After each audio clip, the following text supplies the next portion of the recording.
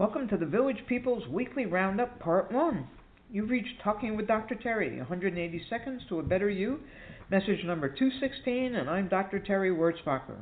Marilyn asked if I had a nutritional coach either before or during the race.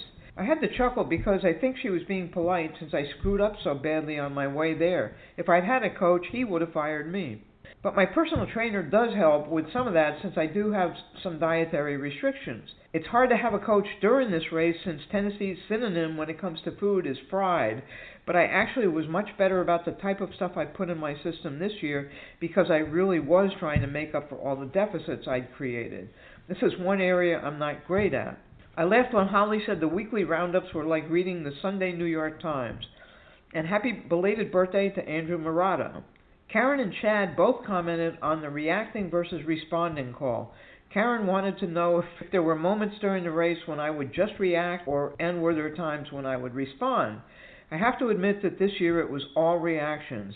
There wasn't much pausing and taking deep breaths. It was so much excessive stress that I felt like and acted like a caged animal. Chad had excellent points about response, ability, and it being our choice, not just a biological reaction. And I think that's what makes us different as a species.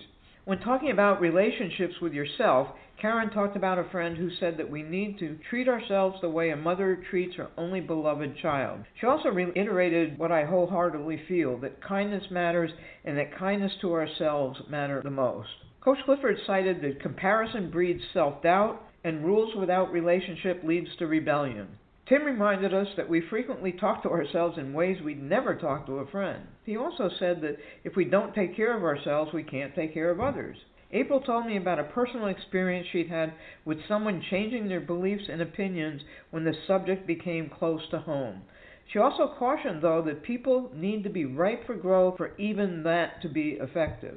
Tim brought up that sometimes the belief things work in reverse. Someone may believe in all these causes, but then wonder why their taxes and payments are so high until they realize that it costs to support all these causes.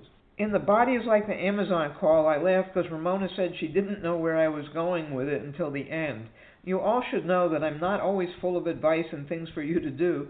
I try to have those messages, but sometimes it's just observations. Frank asked me if I remember when Amazon would send a gift to you at the end of the year, and the answer is no, but that may be because the only gift I got from them were those flying bugs in my first 2 packages, which of course they didn't believe, but I'm glad they improved their packaging facilities. We'll continue with this tomorrow. Have a great day, everybody.